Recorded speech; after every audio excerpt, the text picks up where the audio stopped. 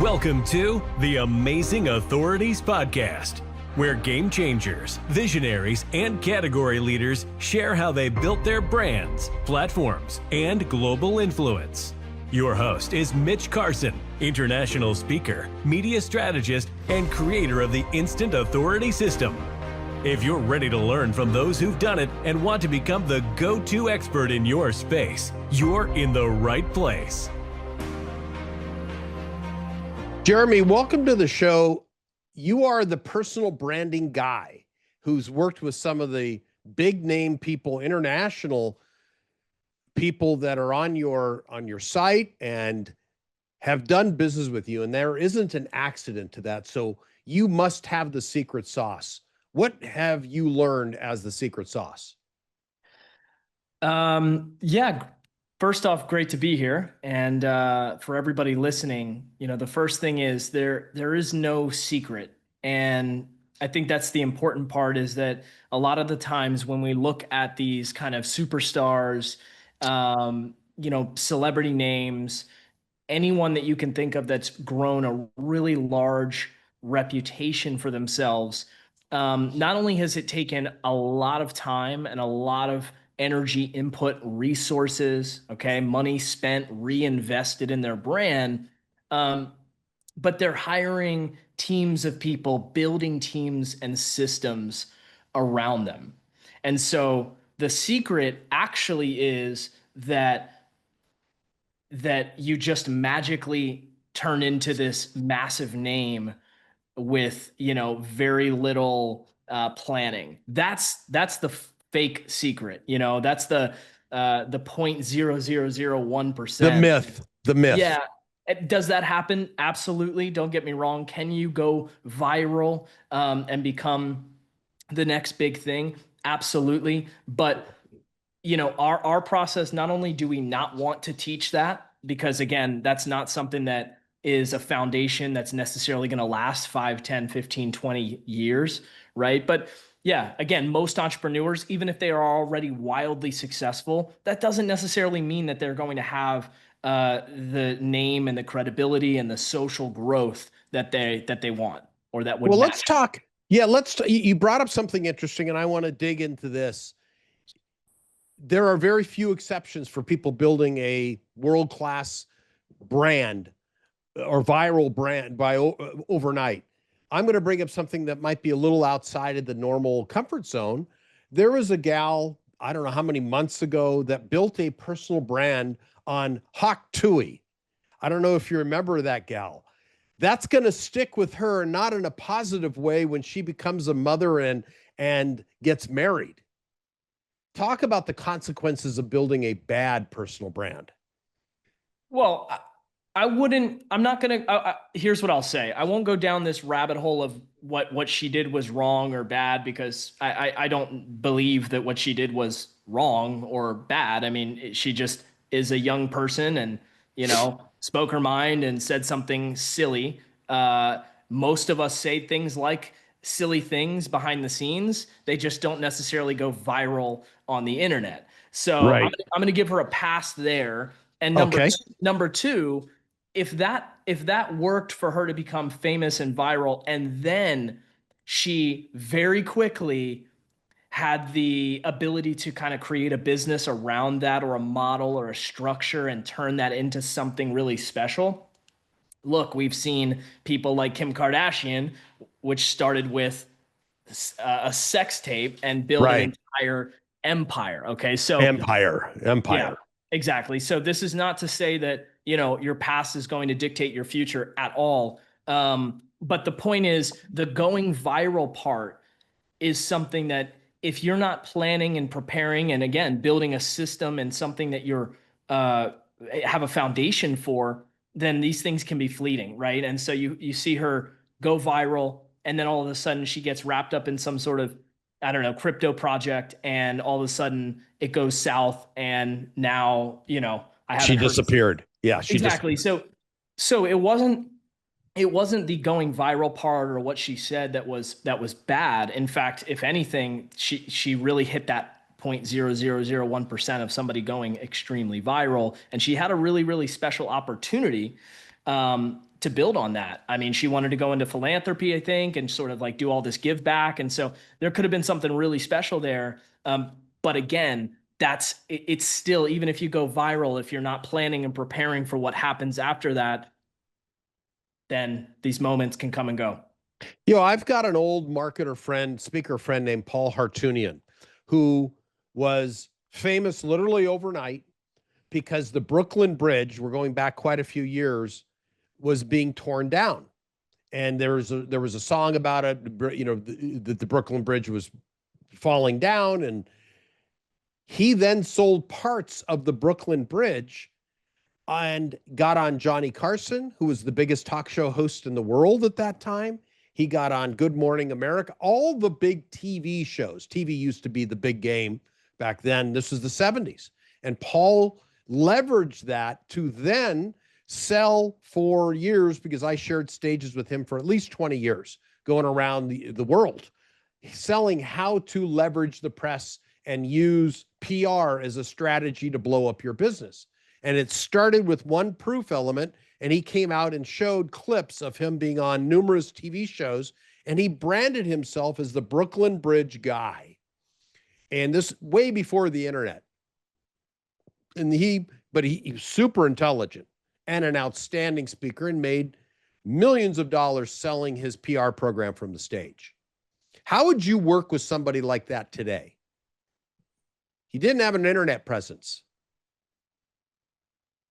So the question is, how would I work with the person who seems to already be brilliant in regards to figuring out how to get in the offline world? He doesn't know the online world. Yeah. So what would you introduce him to? He's mastered, let's say, traditional media. He leveraged that successfully. Written media.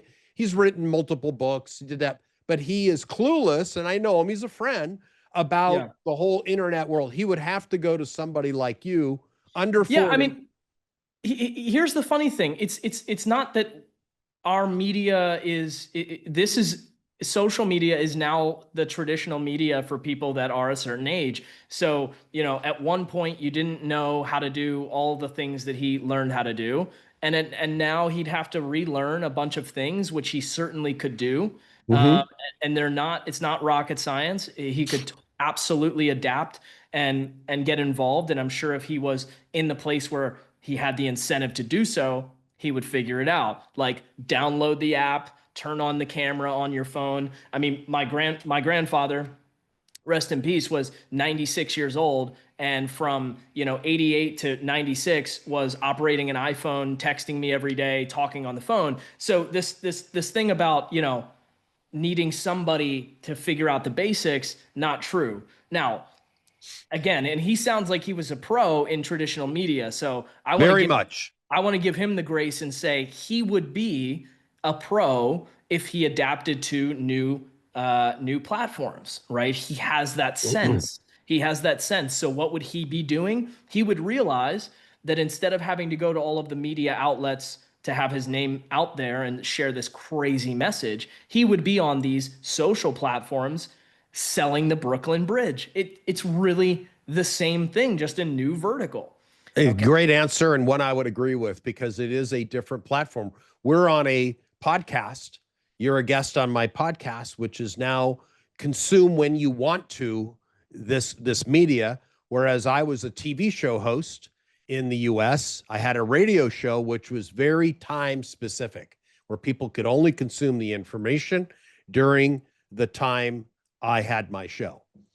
And it's changed. It's evolved. I love where it's gone today. It's exciting. And it's just more channels of content consumption.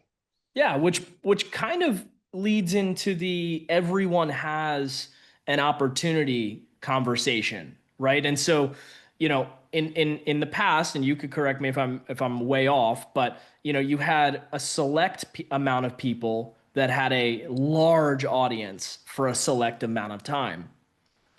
Okay, you had less people on TV shows. You had less people that had massive personal brands. You only had so many people that you could see on any given day. Now you could tap into hundreds of thousands of different tiny TV shows and tiny personal brands and micro influencers, etc. And it doesn't dilute the opportunity because it just creates small universe for each person. And so we talk about with a lot of our clients when they say things like, well, Jeremy, I don't really want to become, a TV celebrity, or I'm not really trying to become famous. And we help them understand that you want to become a celebrity in your own world. And so what that means for your business, as an example, your friend selling the Brooklyn Bridge, maybe that goes viral and the whole world wants to consume that. Or maybe he becomes famous in his own world of followers and individuals who are just, in love with the style of content and the things that he promotes. And so that's where you have these sort of, bubbles of like diehard fans, where if you could think of a creator or a director or, or an athlete or a musician, they might be world famous and that creates success, or they might have a micro niche, and people are obsessed with them and they're extremely famous through that group, right? And both are great. There's just more opportunity to create and get out there with less roadblocks and with less hurdles. Yeah, no, you bring up a great point. At one time, when I grew up, TV and radio were the only platforms to touch people. It was TV, and then cable came in, and then it expanded to micro niches, micro groups of demographics, I will say, that consumed information there. Now we have hundreds of channels, cable there, we have Netflix, we have Hulu, all of this. Television, I have a TV show, for example, on Channel 3, NBC Television, Las Vegas. I can't get somebody of your age group interested in doing a show with me on TV. They want a podcast. They want to know how many YouTube subscribers I have. It doesn't resonate with them.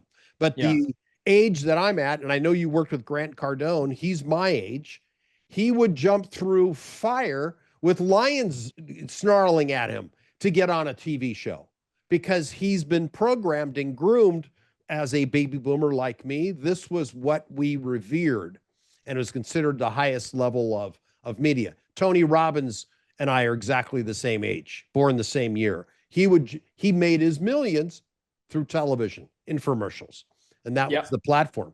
But I think I know that you've worked with Grant and a lot of other well-known people. He's prolific on social media, isn't he? Yeah, and to be honest, when I think about, he's a great example because he's not thinking about radio and TV or social media as any different. Right. And that's to be very, very clear. Before I ever watched Grant or consumed content or ever had the chance to meet him or speak on stage or anything like that, years and years ago, I watched this person on stage speaking to his audience, okay, old school, speaking on stage, using Twitter every hour that he could. Right.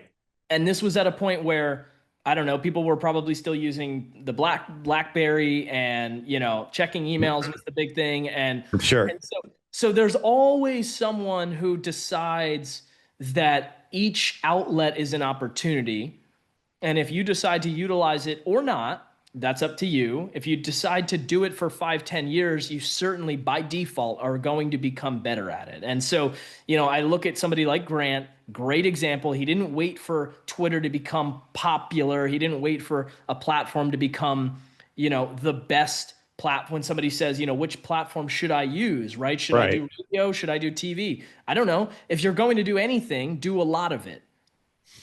If you're going to pick radio, do a lot of radio. You should be freaking, whoever. I don't know. I just remember driving I'm in the back of the car every school morning listening Howard Stern. I don't know, morning radio. I'm from Philadelphia, Delaware, okay. Philadelphia. So, listening to radio stations over there, and you've got, different brands and names that start to stick with you because they've been there for 10, 20 years.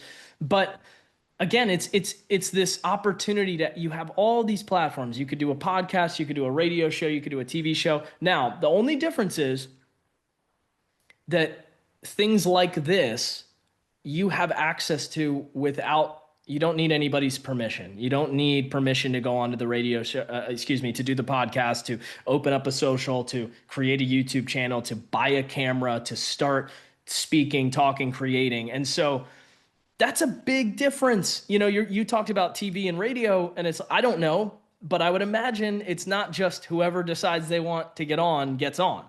It is incredibly challenging, especially in the market of Las Vegas. I don't bring people on my show unless they've been vetted, they've been media trained. It's a completely different platform. We have great latitude in a podcast, great latitude on a YouTube video, but you cannot get on television, especially live TV where you have a 4-minute spot, blabber. You must speak in sound bites, and the host is in control, not you. And these are professional telejournalists who know what they're doing. They've been vetted. They've gone through the process to be exceptional hosts representing big brands. Whereas anybody today can hang a shingle. I mean, I'm sure you've done a lot of podcast interviews. There's a major difference between somebody who's been trained and who hasn't, just hangs a shingle and does it. But I'll tell you what's interesting in the opportunity today, talking about Grant Cardone. I was speaking at an event. I had an all-day event I produced in Singapore about 2 years before the pandemic. A man came up to me and said, during the break, he said, "I'd love to have you as a guest on my platform, on my podcast." I had done some podcast interviews, but these were people I knew, and I didn't know this guy from Adam. And I said, and he was an attendee, paid to come and listen to me teach what I was teaching at that point. And I said, "Oh, okay. Well, tell me who you've interviewed." He dropped 2 names, and I immediately said yes after that, because I realized he must be somebody. He mentioned Grant Cardone, and he mentioned Gary Vee. Now, what was interesting, his competency as a host, he came to my hotel, we set up the cameras, we did a live podcast. So it was a live cast. He was not exceptionally skilled as an interviewer, but because I did this podcast and I said yes to the interview, it resulted in way more than $1 million in business for me, because the people who listen, there were 2 people that made changes in my life forever. One lady listened. She was a big influencer on Facebook, took copious notes, reached out to me and said, "I want to meet you while you're in Singapore." She opened the door to $1 million for me. And then it went to another big influencer. So it was a unique platform, just as you said, Jeremy, and you just don't know. Somebody might listen to this podcast interview, and it may not be when I upload it in a month. It could be later. It's almost like a magazine. Those sell for sometimes years because they're not thrown out like a newspaper.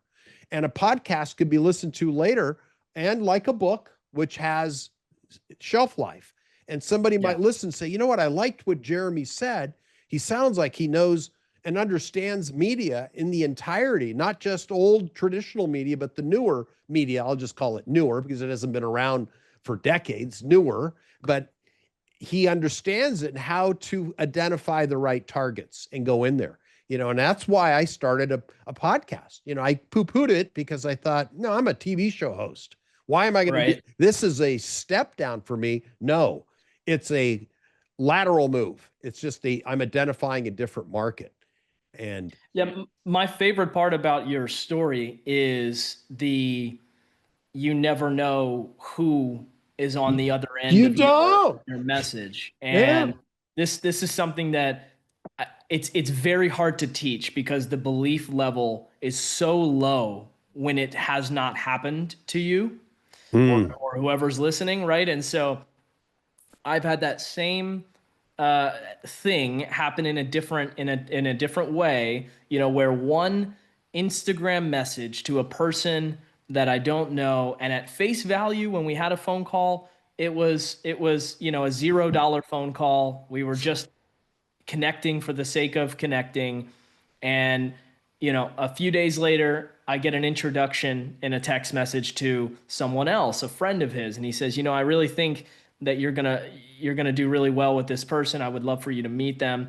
And it, turns out to be a very well-known musician, and we build an incredible relationship, and the same exact thing happens. Another $1 million in business comes from that relationship, all because of one tiny little Instagram message with somebody that you don't know. So for all the people out there that say to themselves, I only do, certain things if it's exactly to my target demographic, and if it's going to get me that ROI, and Okay. all of these sort of like, just all of these basic business terms, like, is social going to give me an ROI? Is the podcast going to give me an ROI? All of these questions. And if people just took 10% of the time that they spend, bitching and trying to explain why it won't work or why something's not worth their time, and they just get out there and test and try more stuff and actually see what could come of it, you're a prime example. That your story is a prime example. Going on and again, if you're going to do one podcast, go on 100. Oh yeah, I've done 72 since I turned over the leaf and decided, okay, I'm going to own this space. I'm going to guest first before I start my own show. Now I have interviewed about 60 people. I just started uploading. I've got about 35 uploaded right now on iTunes and Spotify. So it's just begun. But I'm doing 2 to 3 interviews a day. When I go in, I go all in. I'm committed, and I want my guests to benefit. This isn't about me. I understand spreading with abundance. And when you do that, things come back. You just don't know when. And I want you to get business out of being interviewed here. I don't know when, but it might happen. Or somebody might hear our conversation and say, you know what? I listened to this guy. He sounded pretty sharp. Go to his site. He's a good guest. You got a beautiful site, by the way, for guests to sign up. Hey, book Jeremy as a guest. I love it. I gotta hawk that a little, or look at it as a good example. You did a very good job there. Oh, we'll create you one. We'll create you one. Yeah, you did a really good job, Jeremy, and you got the credibility, and it was very nicely done.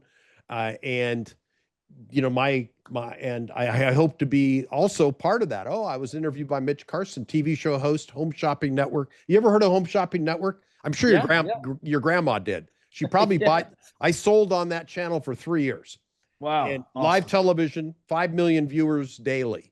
And that was in the 90s. I did that from 96 through 98. It was some of the best training I've ever had, because I can sell anything, because I was forced to, or I was fired.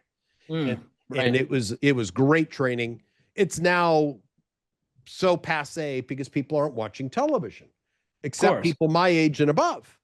And your grandpa, God rest his soul, probably watched, or maybe grandma did. Your parents might have, but it has changed so much, and you have to accept the change. And and those people lean into it, right? Yes, It's not, this thing I watch, because it's, once you decide that you're no longer against it and you can start to kind of flow with the current, okay? And by the way, that doesn't mean that, for somebody listening, it doesn't mean that you need to go download every platform that exists and try and be everything for everyone. That's not the goal. The goal is really to just pick 1 or 2 platforms and go really deep on those platforms. And it's funny, because you want to find the magic, and you want to find the ROI and sort of this proof of concept. And that's what gives people more incentive, more confidence to go further. And so if you can pick 1 or 2 platforms and work it really hard, where then you have a proof of concept, you as an example, you raise some money for your business, you find a new business partner, you find a new mentor, you get access to a new interview or someone, and something special happens because of it, your confidence level is going to go from 0 to, through the roof, right? And so And all it takes is one of those times for something to show you how special going out and pushing your message in one place or another can be. So I think a lot of the times that's the big challenge is that hurdle, that first good thing happening. It feels so far away. And so you've got to pick one or two platforms, go deep, make it work, and then once something works for you, you'll have a story, you'll have a foundation to build on. Well, let me present you a challenge, and I know you can handle it. Are you ready? Sure. Okay, I'm your client. So this is what I've embraced podcasting. You know about, I've got a very deep media background in traditional media, been in every major publication around the world, spoken on stages in 63 countries. What platforms for somebody like me, who is a professional speaker, I've authored 18 books, where, not all published, by the way, but I've written 18 books that I've used as bonuses to sell programs from the live stage. That's my background. Where would I market and why?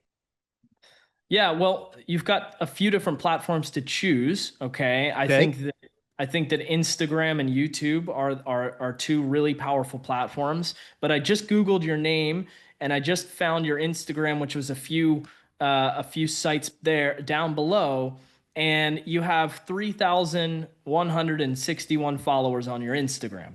Yep. Now, that was done a long time ago. Okay, so what happens here is you just told me this incredible resume. Yep. Of all of the things you've done, all of the countries you've spoken in, the businesses you've built, everything. And it's a remarkable resume. And then the person who doesn't know you, I don't know that resume, all right? I'm unbiased, and I just Google you, I find you on Instagram, and you have 3,100 followers. And for the person that's seeing you for the first time, I would have no idea that resume and what you've done in real life, because it doesn't have the same social credibility and visual on this side. And so to become the reason that somebody would be my client, if you were becoming my client, it would be to correlate that success with your social credibility. Got it. Okay. So there are so many people out there that have built businesses. They've got massive companies, and then you look them up on social and people pass them by every day because they have no clue who they are, and they're looking at a new set of metrics, and they're looking at a new set of deciding factors, whether they should do something with you or not. Now, you don't have to do any of it. Okay. You don't have to reinvest and go build your social and grow your Instagram. You could say, Jeremy, I've already built success, and anybody who wants me is going to find out, who I really am and make the decision. That's fine.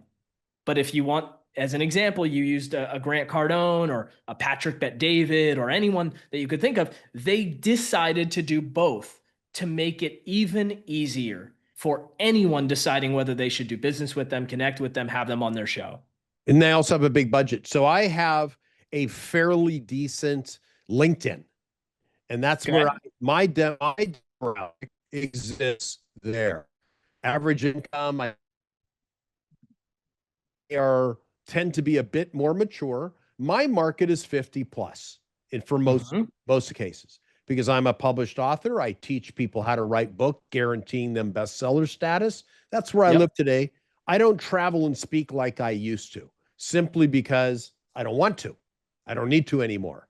I did it at one time. I've got 3.5 million miles in the air. I'm done though. That's, after the pandemic. Okay, I'll do the virtual. This is fun for me. Yeah. I enjoy it. So Instagram, do you think Instagram is important for somebody of my background? You do. Okay, but not TikTok. Absolutely. I'm not a good dancer, and you don't want to see me do a sexy dance, Jeremy. It's Look, awful.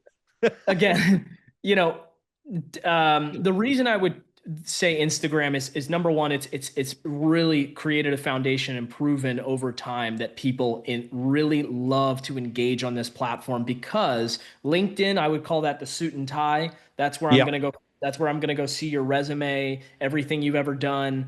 Instagram is where I'm going to find out who Mitch is, the fact that he lives over here. He's done all these special things. There's photos with your, friends, family, out to dinner. I mean, that's where someone you can get an inside look at who they are. And that's a really, really important part of connecting with in business now.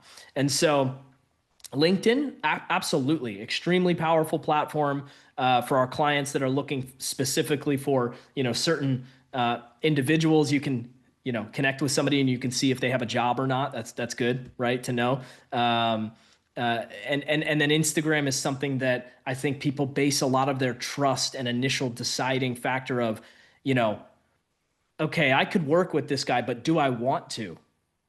Oh, that's a good point. What's a respectable number of followers? I have 3,000. I'm not ashamed of it. It's just a reality, and I've put no effort into it as of late. Yeah, I think, man, that kills me, that question, because that's such a terrible question of it. What's the respectable amount, right? So right. Just to be clear, there is no amount that dictates anything as to whether, if you have a massive following, that doesn't make you a better person, and it doesn't make you more successful. But when somebody thinks about your resume, okay, let's just go back to that. When someone thinks about the success you've had in real life, and then they want to correlate it with your social presence, then it would be normal for somebody to come across your account and see 10, 20, 30, 40, 50, 100,000 followers on your account. That's the nature of that correlation. So Grant, many years ago, when my partner helped him grow to his first 1 million, Patrick Bet David to his first 1 million, Damon John, Kevin O'Leary, the Shark Tank guys, the reason they use TV, though. They use TV. Shark Tank guys. Yeah, but what's funny, Mitch, about that, not to shut the TV part down, but they weren't at 1 million followers because of the TV. That's the point. Right, but I'm saying it also exposed them. They embraced all of it. I'm supporting what you mentioned earlier. Yeah, everything, Yes. all of the verticals, and then they bring in this powerhouse to grow, because it doesn't make sense for a Shark Tank guy to not have 1 million followers. Yeah, it's incongruous. It doesn't make any sense. If you were to look up Damon John or Mr. Wonderful right now, and he had 7,645 followers, you would think to yourself, what in the world, right? That doesn't make any sense. And so it's this funny, fickle little thing here where it's really about putting the pieces together of trust so that you have the opportunities to do more with people. Okay, so no one wants to go to the restaurant that has no one in it, okay? But people will wait hours for the restaurant that has a line out the door. So if you want people to have this initial feeling and trust that you are who you say you are, right? So I hope that gives you kind of a good idea. No, it's good. No, it's good banner. I mean, this is the world I work in. I'm in the formal. I mean, I know a lot about this. When I think about my Instagram, I know those numbers are not impressive. I have a presence. It's at least there. I paid to have some very good video quality. If you look at the Instagram Reels, they're very well done, well edited. They're there, but I did not grow my following because I haven't embraced these daily stories or taking pictures of me out to dinner and doing all. Oh my gosh, I like my privacy. And you don't have to do that, by the way, right? That's totally up to the person as to how you want to build it. But I will say that it's a metric and an opportunity. And that is what we've been talking about this entire time, is you can sit here. And you know what, Mitch, if you said to me, Jeremy, I could care less about X, Y, and Z opportunity, getting this next big opportunity. But for the other person listening, if you're saying to yourself, I want that next big opportunity, but you're not willing to get out of the comfort zone and do some certain things, then that excuse will only go so far. That's the only difference, right? So you look at, somebody like a Grant Cardone. This guy has shared his family, his lifestyle. I've watched him do everything from walk into the office in the suit, leave the office and go play golf with some friends, go to a dinner, and then at the end of the night, doing homework with his kids. Now, he chose to share all of that, But because he did so, it created an incredible level of visibility and transparency. And it allowed, as an example, it allowed him to go crowdfund hundreds of millions of dollars for real estate. Now that was just a goal he wanted, and doing that, It worked. and he needed to have those things in place to go achieve that goal. You are very right. There are a lot of some of my best friends have incredible businesses and they do not have an Instagram. They don't exist on social whatsoever. So it's just a choice as to how you'd like to build and how you'd like to grow. And if I was able to come onto your page, which I'm on it right now, and I'm able to see some of, your lifestyle, your personal life, as well as what you like to do. I see a ton of edited content and it looks really good. But that personal side is so important when it comes to things like, how we could connect and do business past your content and past what you do, what you're sharing on a professional note. But yeah. Yeah, I mean, that's very true. How important are books for let's say, an authority figure? Grant's written books, Tony's written books, Patrick, David, I don't know him personally, but I know Tony has embraced books. Do you, for your high level clients, should they have that as a credibility piece, as an authority builder? Well, I think that if you're going to do something, you really have to believe in it, and it has to be real. It has to be good. And so, a book doesn't need to be any more than 10 pages, if it's incredible. It just like your brand doesn't need to be one thing or another if it's really special, unique. But the idea that, as an example, Mitch, does everyone need to start a podcast? No, and why not? Why not? Well, I'll explain it. Why? Because if they don't have the ability or their comfort to hold two ears and one mouth and understand that this is a skill, an acquired skill, you've got to put in the reps to build the muscle. Most people burn out on podcasts after 8 episodes. That's the average, and they're done. They're done. They don't give it because they think, oh, it's a lot of work, it's editing, and it might be true. Or they're just boring.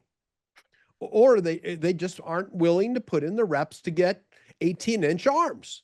Yeah. You got to put in the reps. You got to do it over time, and it takes. So not everybody should be a podcast host. Not everybody should be a radio show host. Not everybody should be on TikTok shaking their booty. Some people shouldn't be doing that, in my opinion. So I guess you got to pick your platform. For my market, LinkedIn has been my gold. Yeah.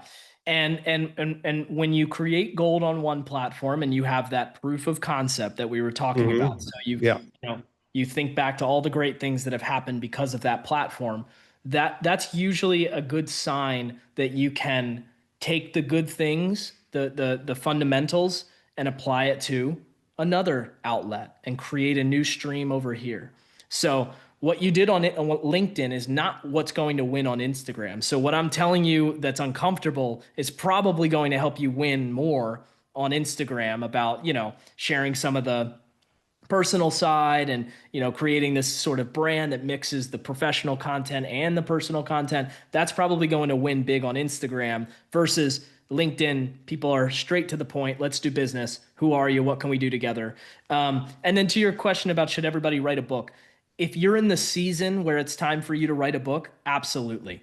But if it's this thing of I should write a book so that I can create a lead magnet, so that I can have people give me their email and I can send them this like shitty PDF of whatever, then it's like, no. I mean, yes or no, right? So I think it's the seasons, just like, should you have a podcast? Not unless you've been through so much in your career where now it's time for you to have a podcast. If it's just, let me create a podcast so that I can talk every day for 500 episodes straight and nothing ever becomes, and it really doesn't become anything, probably a waste of time, to be honest. Put it somewhere else.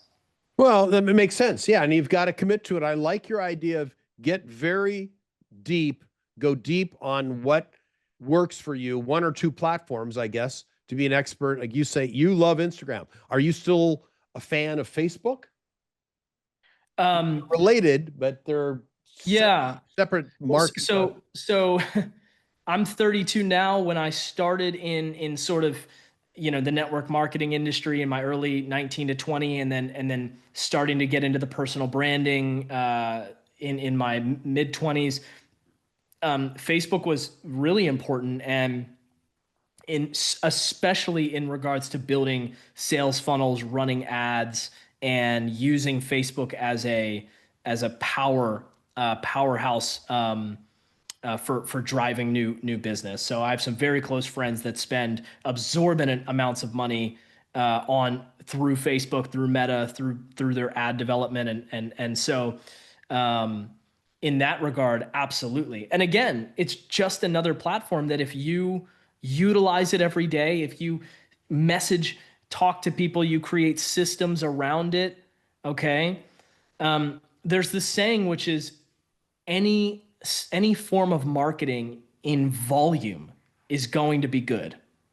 Okay. So where people hurt themselves is when it's, well, I have Facebook and I post there, and I have Instagram and I post there, and I have LinkedIn and I post there, and I make some YouTube videos, and then they're sort of sitting back waiting for something to happen, versus picking one platform like LinkedIn, building a system. I assume that you have some sort of system that goes from point A to point B, and then you get a result because of it, right? So I would say once you pick one, go deep, figure out the system, then you can apply it to others. But they're all great, and TikTok as well. Like I don't personally use it.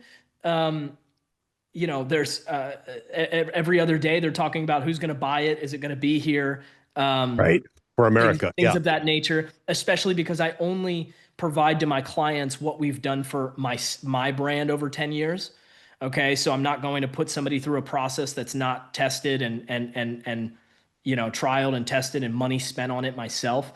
But are there TikTok stars and massive amounts of engagement there and money to be had? Absolutely. It would be very naive to think that, there's not opportunity on any platform. Well, from my experience, LinkedIn has been great with LinkedIn events. When I created LinkedIn events, it was organic, it was free. Show up rate was very little, but it was free. So I had to measure that, and I was able to get clients that way. Then it came to Facebook. If I fill a live in-person event, because I've produced over 2,000 events worldwide in my career, 40 years on the platforms, it's always been Facebook when that was important. Before that, it was direct mail in order for me to fill events, or TV ads or radio ads. But that got too expensive and outdated. But over the last 15 years, it's been Facebook ads. Yep. Even as of late. YouTube ads I tried, and it worked sometimes, but it was incredibly expensive. I ended up losing money. And Facebook and LinkedIn ads, not at all. It's only for big businesses for branding. So it's still Facebook / Instagram ads, which have paid off for me in my sector. In my sector. Yeah. Well, and not only in your sector, but literally in your own world. I have close friends that will praise YouTube ads because it costs more, but it's more targeted, and it's and X, Y, and Z. So you're paying more for a quality result. So, our belief goes up when we truly dedicate and trial and error and find the result. And then when you see a good result, and here's the part that everybody should hear, is the minute you have something good happen, whether it's on LinkedIn, whether it's on YouTube, Instagram, Facebook, pour more gasoline on the fire. Right. Do not sit back and enjoy that tiny little result and say, okay, now I'm going to go over here and work on this or anything like that. You've got to focus and put more money. Someone asked me on a call 2 days ago, and they said, what would you do if you could go back, a few years? And I said, well, you've always got to go through the learning process no matter what. But if I could do one more thing, it would have been put more resources behind a winning, something that's working and winning, I would put more resources faster. Email is huge still. It's a massive campaign, a massive funnel. My company probably sends 100,000 emails a month, and we have hundreds and hundreds and hundreds of calls booked because of it. And at one point in time, years ago, my wife and I looked at each other like, this isn't going to work. I mean, email, we're not getting a single response. We're sending these messages every day. We're working our butts off. And then all of a sudden, just like this, all of a sudden a little result comes through. And then my mentor told me, hey, go spend 10 times that right now. And sure enough, it went from a little result to a big result. Were you buying email lists, or were you just using just people that opted in? Scraping data, finding email lists, building email lists, creating a target, creating campaigns, working on the copy, working on the writing, working on the message, working on the funnel as how they come through. And so again, that's just one thing that if you work long and hard enough on it and build it, it can become a great success. Just like sending Instagram DMs, it can be a massive success. Just like figuring out ads, which by the way is very scalable, because once you figure it out, you just turn that dial. Just turn up the dial. Yep. And go. And so that's a great note there. Yeah. Very good. So where do you direct? Where can I direct people to learn more about Jeremy? Yeah, well, hopefully Maria or someone on my team has provided, just a link and a landing page there. I think we just have like a client testimonial page. We have like some success stories. There's probably I have that. Okay, great. So there's like 100 to 200 different examples and stories of my clients who have already gone through this growth and brand development process.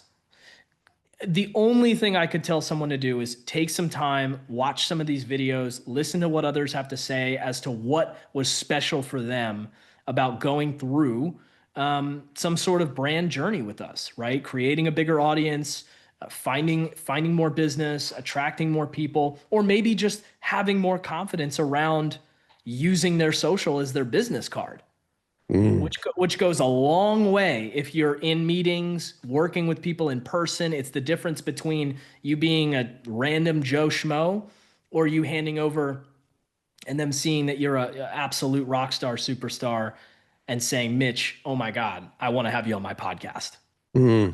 So I just want people to check that out. If you'd like to book a strategy call with our team, there's a ton of links to do so, and just go ahead and book a time, and we'll connect, and hopefully you'll walk away with just a better strategy, or maybe we'll figure out how we can work together. But yeah, thank you so much. I hope this conversation helps somebody out there. Oh, I believe it will. So, and the beauty is, I know it will. We just don't know when. Yeah. Yes. We'll see that, and we'll certainly have you back again in the future for sure, because I love the topic. And awesome, Mitch. Thank you for your time today, Jeremy. Thank you. Appreciate it. Thank you. Thanks for tuning in to the Amazing Authorities Podcast. If today's episode inspired you, take a moment to subscribe, rate, and leave a review. It helps more experts like you rise to the top. For behind-the-scenes access and free resources to boost your authority, head to MitchCarson.com. Until next time, stay amazing.